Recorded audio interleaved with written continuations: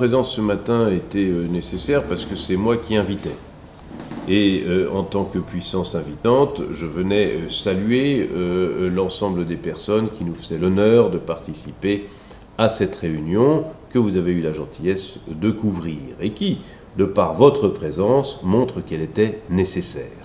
Alors moi, je me suis contenté d'accueillir, de rappeler les valeurs qui sont les nôtres ici, dans ce vieux palais de justice de Paris, et puis de saluer cet homme qui a souffert dans sa chair cette détention arbitraire extraordinairement longue, et de le montrer comme exemple pour le plus jamais ça.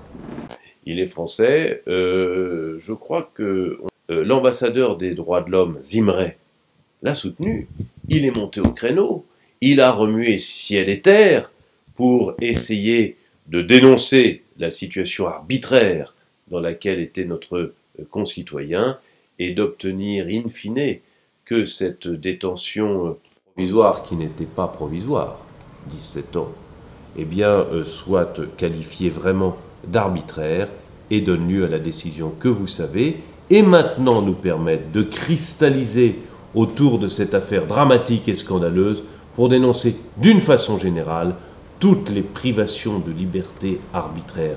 Nous défendons ici, non pas un homme, nous défendons des valeurs.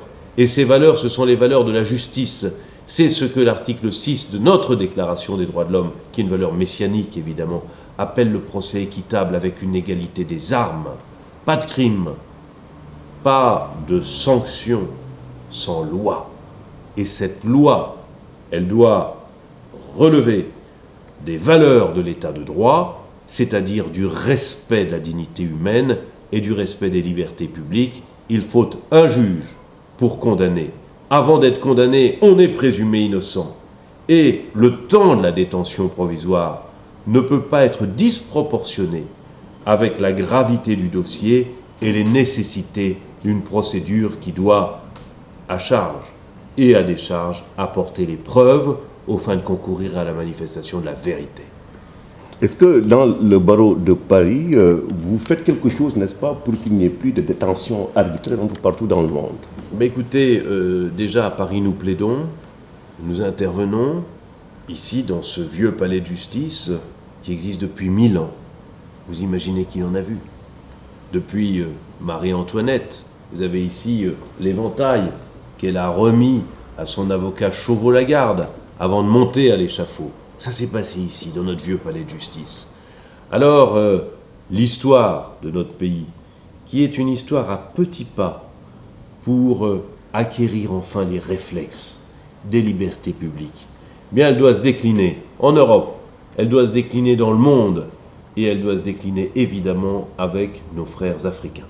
En vous entendant parler, on a le sentiment que la détention arbitraire a beaucoup de relations avec la chose politique.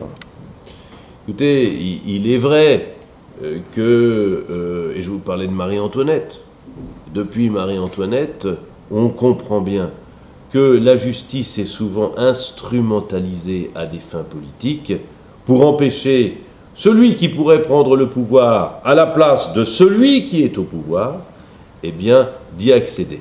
C'est ce que nous dénonçons évidemment. Le pouvoir judiciaire doit être indépendant du pouvoir exécutif. C'est Montesquieu qui nous l'a appris, et rappelons-nous l'esprit des lois.